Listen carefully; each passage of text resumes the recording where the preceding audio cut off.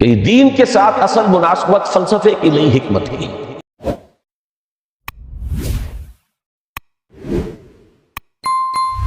بسم اللہ الرحمن الرحیم۔ اور استقامت، کسی شے پر قائم رہنا، یہ بھی صبر۔ تو عمل صحیح پر استقامت کے لیے وَاصْبِرْ وَمَا صَبْرُكَ إِلَّا بِاللَّهِ، اس صبر کی سب سے اہم جو بنیاد ہے، اس کا جو سب سے بڑا ذریعہ ہے، اس کا جو سب سے بڑا سہارا ہے، مَا صَبْرُكَ إِلَّا بِاللَّهِ، اس کے لیے ضرورت ہے ایک گہرے تعلق کی کہ اللہ کے ساتھ ایک ایسا تعلق برقرار رہے جو نہ صرف گہرا ہو بلکہ قائم و قائم، مسلسل۔ ذرا ذہول ہوگا تعلق مع اللہ میں، ذرا کمی آئے گی، شیطان کا وار کاری ہو جائے۔ اسی کو حضور نے حدیث میں یوں تعبیر کیا ہے تمثیلاً کہ جو دل اللہ کی یاد سے غافل ہے، اس پر فارسی کا وہ مقولہ بھی ہے کہ خانہ خالی را دیو میں گرت، گھر خالی رہے تو جنات اس پر دیو جو ہے آ کر قبضہ جما لیتے ہیں۔ تو خانہ قلب جو ہے اگر یاد خدا بندی سے خالی ہو گیا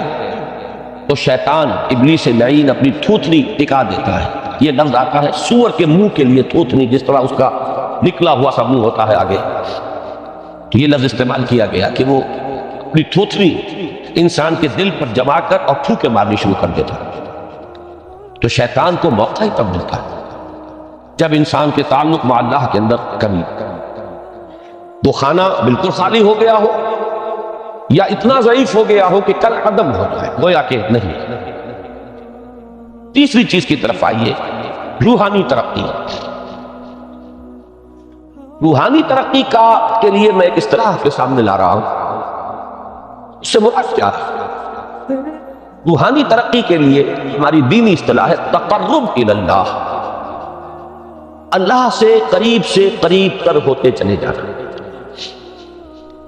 اس پر میرا ایک کتاب بھی ہے، تقرب الی اللہ کے دو مدارج، دو درجے، جو در حقیقت ایک حدیث نبوی علیہ الصلوۃ والسلام ہی پر مبنی ہے کہ حضور نے ایک درجہ قرار دیا ہے تقرب بالفرائض، فرائض کے ذریعے سے انسان اللہ کا قرب حاصل کرتا ہے۔ ایک ہے تقرب بالنوافل، نوافل کے ذریعے سے اللہ کا قرب حاصل کرتا ہے۔ ان میں کیا نسبت و تناسب ہے، اہمیت کے اعتبار سے کون بڑھ کر ہے، بلندی کے اعتبار سے کون بڑھ کر ہے، یہ تمام مسائل میں نے اپنی اس تقریر میں بیان کیے تھے جو اس کتاب سے بھی شائع ہوئی ہے۔ اس وقت میں اس کی تفصیل میں نہیں جا رہا، صرف یہ تذکرہ اس لیے کر رہا ہوں کہ جن کو بھی خواہش ہو جائے تو اس کا مطالعہ کرے۔ ہماری اس وقت کی گفتگو سے وہ کتابچہ اس جگہ پر منسلک ہوگا۔ تو تقرب الی اللہ، یہ تقرب کوئی فزیکل فینومینن نہیں ہے، جسمانی یا مادی مسئلہ نہیں ہے۔ اللہ سے قرب یہ نہیں ہے کہ کروڑوں میل کا فاصلہ ہے، ہمیں وہ رسی پر چڑھنا ہے اوپر بڑی محنت اور مشقت سے، فصل تو ہے ہی نہیں، فاصلہ ہے ہی نہیں، بورڈ ہے ہی نہیں۔ نحن اقرب الیہ من حبل الورید، ہم تو انسان سے اس کی شہرگ سے بھی زیادہ قریب۔ هو معکم اینما کنتم، وہ تو تمہارے ساتھ ہی ہوتا ہے جہاں کہیں بھی تم ہو، بس صرف یہ کہ تمہاری توجہ نہیں ہوتی، تم اور چیزوں میں مشغول و مصروف رہتے ہو، تم ہماری طرف دھیان ہی نہیں دیتے، تم ہماری طرف متوجہ ہی نہیں ہوتے۔ ہم تو مائل بے کرم ہے، کوئی سائل ہی نہیں، راہ دکھلائیں کسی رہنم منزل ہی نہیں۔ انسان جب متوجہ ہو جاتا ہے اور بڑھتا ہے، آگے پیش قدمی کرتا ہے روحانی اعتبار سے، تو یہ ہے در حقیقت تقرب الی اللہ، اور اسی کو ہم کہیں گے روحانی ترقی۔ اب ان تین چیزوں کو اگر آپ نے ذہن میں جما لیا، پھر میری بات کی ترتیب اس کو ذہن میں قائم کیجئے۔ ہم چلے کہاں سے؟ کہ دین کے ساتھ اصل مناسبت فلسفے کی نہیں، حکمت کی۔ نمبر 2، حکمت قرآنی کا پہلا اور اہم ترین اور بنیادی مسئلہ معرفت رب کا حصول،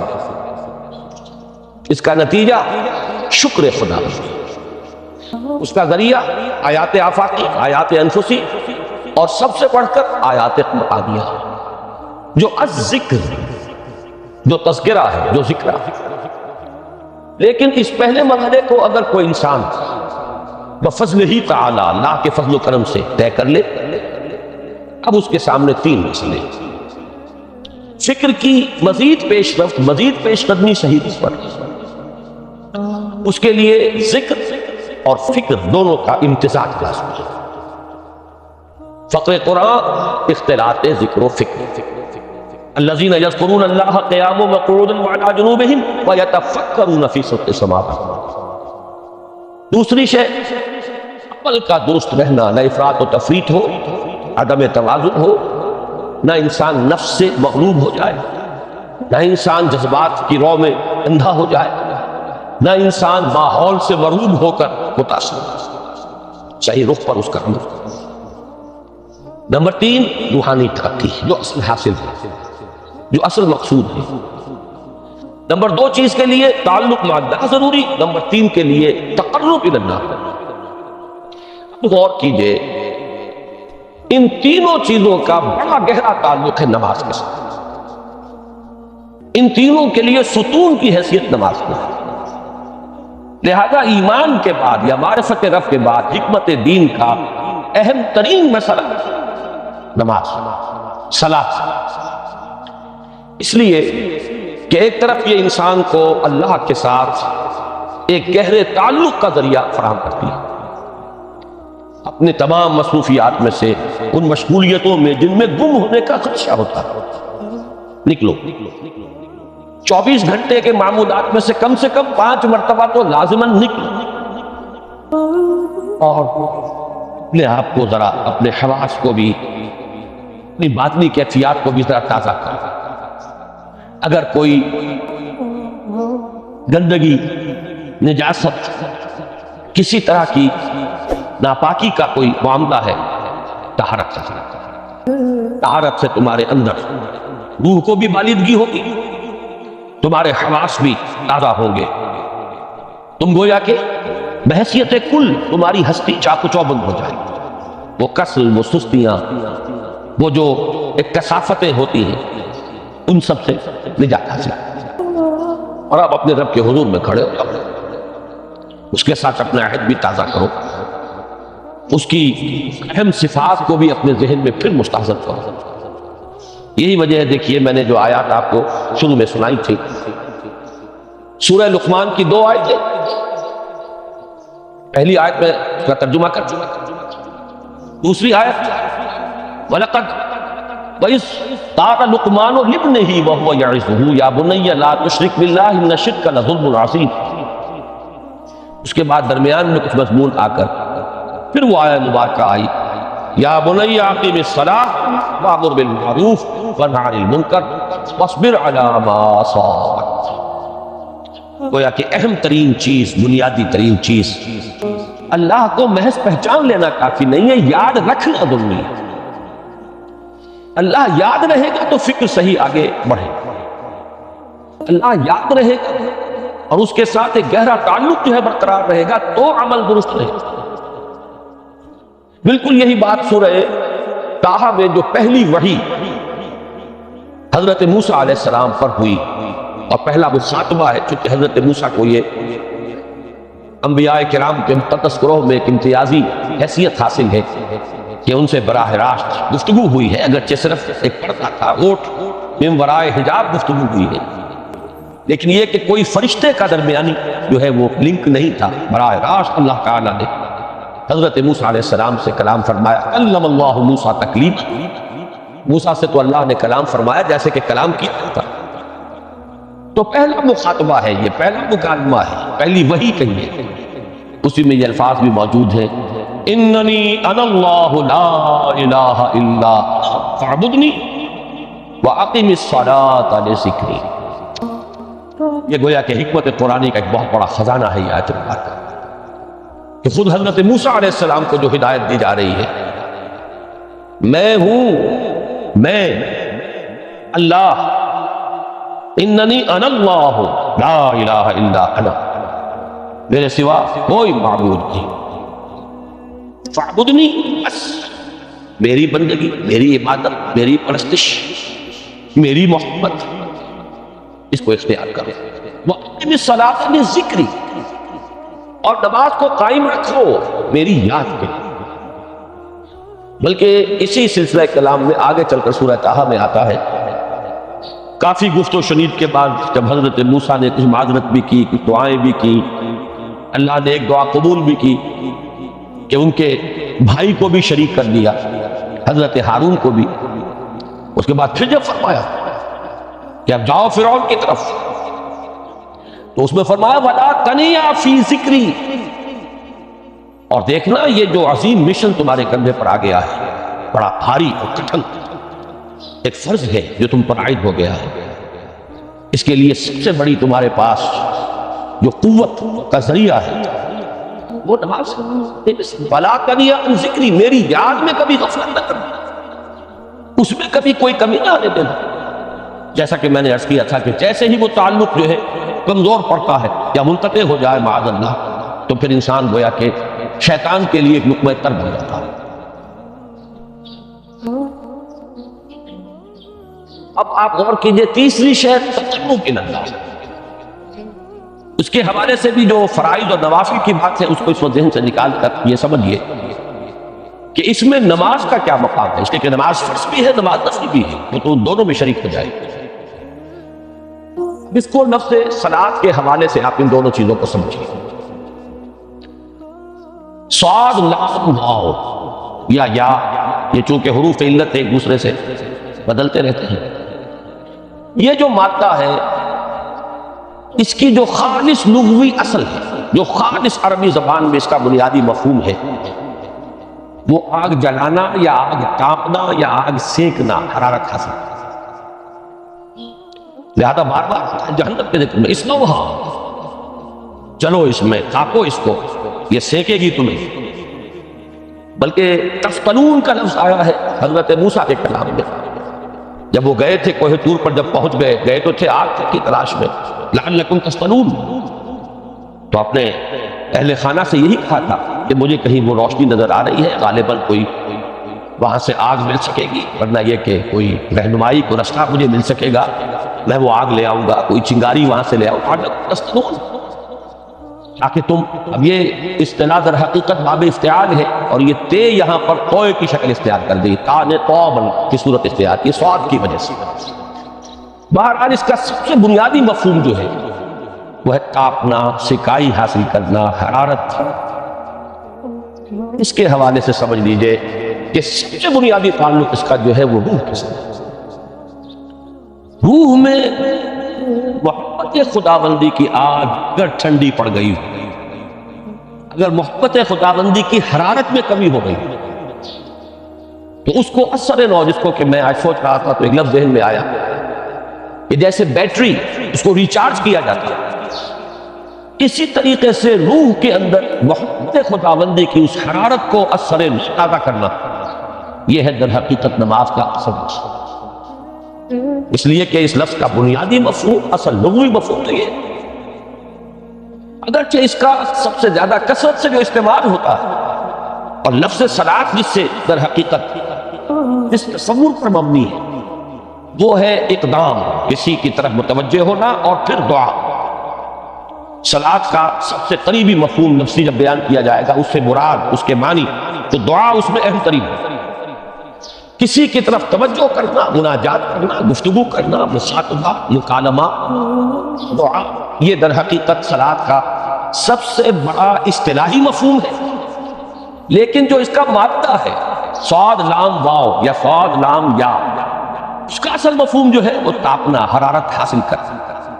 تو ان دونوں کے حوالے سے عرض کرتا ہوں، وہ تاپنا اور حرارت حاصل کرنا وہ ہے روح کے اعتبار سے۔ وہ جو کہا اقبال نے کہ مجھے عشق کی آگ اندھیر ہے، مسلمان نہیں راہ کا ڈھیر۔ یہ عشق کی آگ جب بجھ جاتی ہے، در حقیقت یہی تو انسان کی روحانی موت ہے۔ جب یہ نہ رہے تو چاہے منطق میں بہت انسان ماہر ہو، مجھے اقبال کا ایک شعر یاد آیا تقابل کرتے ہوئے، ایک انسان محکوم اور ایک انسان آزاد انسان، ان کی نفسیات میں جو بنیادی فرق علامہ اقبال نے مختلف مواقع پر بیان کیے ہیں۔ محکوم ہے بیگانہ اخلاص و مروت، اور چند کے منطق کی دلیلوں میں ہے چالاک، تو منطق کی دلیلوں میں انسان چالاک ہو جائے اور وہ لغت ہائے حجازی کا وہ ایک خزانہ بن جائے، اسے تمام الفاظ کے معنی یاد ہو جائے، وہ بڑے مسائل فقہ کے اسے ازبر ہو، جزیات بے انتہا جزیات جو ہے وہ مستحضر ہو، فلسفے کے بڑے بڑے مسئلے اس نے حل کر لیے ہیں، لیکن اگر روح میں وہ اللہ کی محبت کی آگ نہیں ہے، وہ تپش نہیں، مجھے عشق کی آگ اندھیر ہے مسلمان نہیں راک کا ٹھیک۔ اسی کے حوالے سے آج مجھے یاد آیا تھا کہ وہ جو بڑی سادہ سی ایک نظم ہے، اللہ تعالیٰ سے دعا یا رب دل مسلم کو وہ زندہ تمنا دے، اس میں بھی جو الفاظ آئے ہیں جو روح کو گرما دے اور قلب کو تڑپ، یہ ہے اصل جو مقصود ہے تماشا، اور یہی وہ چیز ہے جیسا کہ میں نے عرض کیا تھا کہ نگاہوں سے یہ پہلو سامنے ہے نہیں، دوسرا پہلو سامنے ہے اور وہ بھی میرے نزدیک بہت اہم ہے، بہت بنیادی ہے، اس میں کوئی شک نہیں، لیکن یہ ہے بلند ترین مطلب کہ تقرب الی اللہ، اس کے لیے در حقیقت یہ کس لیے درکار ہے؟ روح کے اندر عشق کی حرارت اور گرمی تازہ، بسا اوقات یہ اندر دب جاتی ہے، جیسے انگارہ ہوتا ہے آگ کا، اس کے اوپر خاک اور راکھ آ جاتی ہے، اس کو تیز آگ دبی ہوئی سمجھ، آگ بجھی ہوئی نہ جان، اس دبی ہوئی آگ کو پھر ایک شعلہ بنانا، پھر اس کے اندر ایک حیات تازہ پیدا کرنا، یہ ہے نماز کا اہم ترین اور بلند ترین مقصد۔ لیکن اس کے ساتھ ہی اس نماز میں ذکر ہونا، اس کا یہ ذکر ہے، اور ذکر کی جب میں فہرست بیان کیا کرتا ہوں بہت سے حضرات کے سامنے ہوگا کہ ذکر کا در حقیقت مفہوم ہے استحضار اللہ فی القلب۔ ہمارے ہاں غلطی سے جو ذرائع ذکر ہے انہیں ذکر قرار دے دیا گیا ہے، نماز ذکر نہیں ہے، نماز ذکر کا ذریعہ، ان صلاۃ لذکری، نماز قائم کرو میرے ذکر کے لیے، یہ اللہ اللہ کہنا یا ادعیاء معصورہ جو حضور صلی اللہ علیہ وسلم کی مسنون دعائیں ہیں، انہیں اپنے تمام معمولات دنیاوی کے ساتھ ساتھ ان دعاؤں کو بھی انسان پڑھتا رہے، اللہ سے دعا کرتا رہے، یہ تمام ذرائع ذکر ہے، سبحان اللہ الحمدللہ، اس کا پھر کیجئے، یہ بھی ذریعہ ذکر ہے۔ حقیقت میں ذکر ہے استحضار اللہ فی القلب، اللہ کو دل میں لے آنا، اللہ کو دل میں حاضر کر لینا، اصل میں تو ترجمہ ہوگا، لیکن حاضر جاننا، یہ کیفیت جو ہے انسان کو حاصل ہو جاتی ہے۔ اب اس کے حوالے سے ذرا بات سمجھیے کہ ایک تو میں عرض کر چکا ہوں مجسم ذکر تو قرآن، لہذا ذکر کی فہرست جب آپ کریں گے ذرائع ذکر تو ان میں سب سے پہلے قرآن ہے، اس لیے کہ وہ ہماری حکمت کے پہلے مسئلے کو حل کر رہا ہے، بنیادی مسئلہ، اہم ترین مسئلہ۔ دوسرے نمبر پر ذکر جو ہے، اب اس کے لیے کچھ اصطلاحات جو میرے مختلف دروس میں شاید آپ کے سامنے بعد میں آئیں یا پہلی آ چکی ہوں، ان کے حوالے سے میری بات سمجھیں۔ ایک ذکر غیابی ہے، تھرڈ پرسن میں، صیغہ غائب میں اللہ کی یاد کی، اللہ اکبر اللہ اکبر اللہ اکبر، یہ اللہ اکبر جو ہے یہ جملہ اسمیہ خبریہ ہے، ایک حقیقت کی تکرار آپ کر رہے ہیں، اللہ سب سے بڑا ہے، اللہ سب سے بڑا ہے، سبحان اللہ سبحان اللہ سبحان اللہ، یہ در حقیقت ذکر غیابی ہے کہ آپ اس میں مخاطب نہیں ہے اللہ سے، ایک ذکر خطابی کہیں یا ذکر حضوری کہیں جس میں مکالمہ ہوتا، جس میں گفتگو ہوتی ہے، تو نماز در حقیقت ذکر حضوری اور ذکر خطابی کی بلند ترین شکل،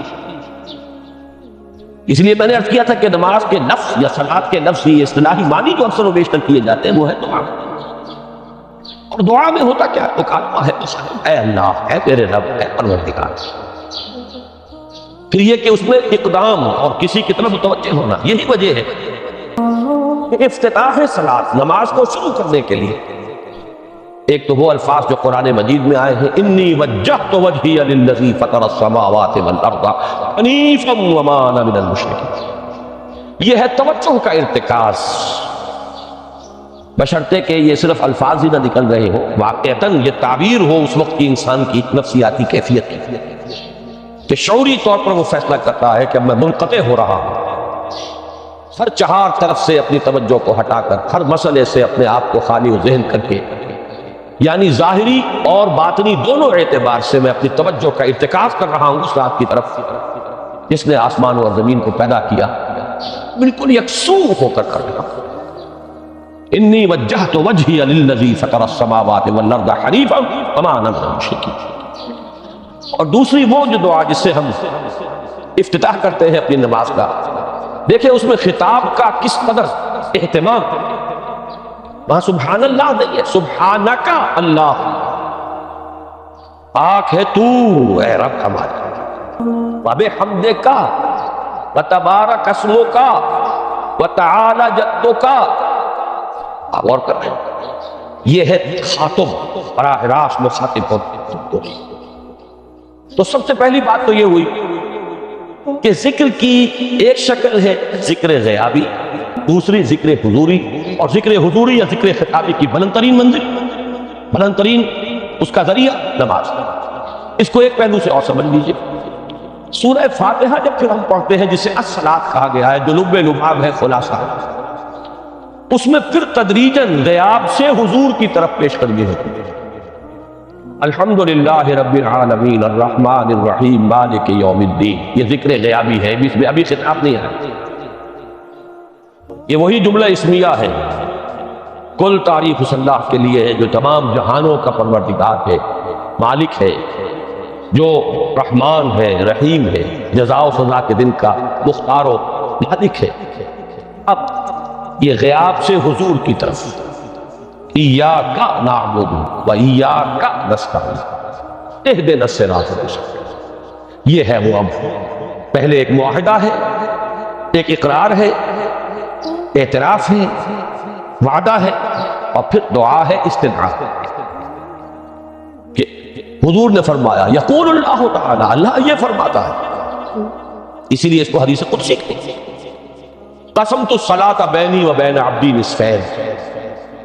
میں نے نماز کو اپنے اور اپنے بندے کے مابین آدھا آدھا تقسیم کر دیا۔ اب یہاں تک تو جملہ ہے اللہ کا، یہ ہے حدیث قدسی۔ اب آگے جو ہے نریشن اس کی جو ہے حضور صلی اللہ علیہ وسلم کی جانب سے ہے، یعنی خبر دے رہے ہیں اللہ کی طرف سے ہی۔ ویسے تو تمام احادیث ہی گویا کہ ہم سمجھتے ہیں انسپائرڈ تو اللہ کی طرف سے ہی،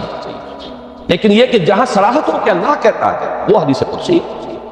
تو یقول اللہ تعالی قسمت الصلاۃ بینی و بین عبدی نصفین، یہاں تک تو حدیث قدسی ہے۔ اب دوسری عام حدیث ہے،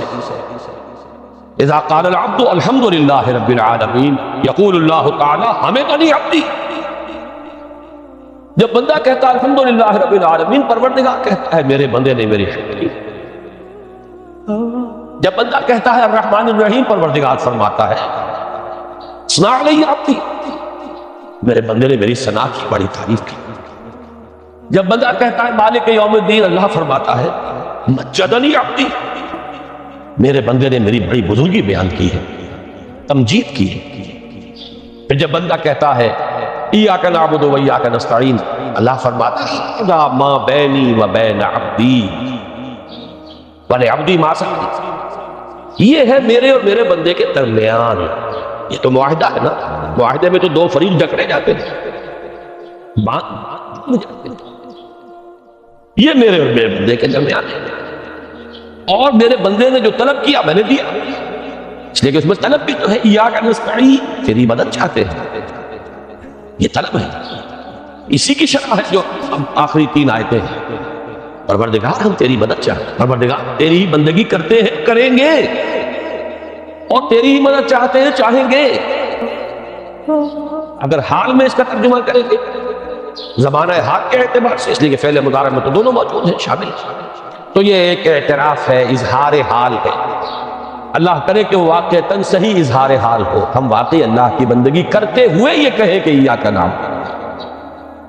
ورنہ اگر ہماری اصل صورتحال سے وہ مطابقت نہ رکھتا ہو تو پھر تو ایک طرح کا جھوٹ ہو جائے، غلط بیانی ہو جائے۔ ایاک نعبد، تیری ہی بندگی کرتے ہیں،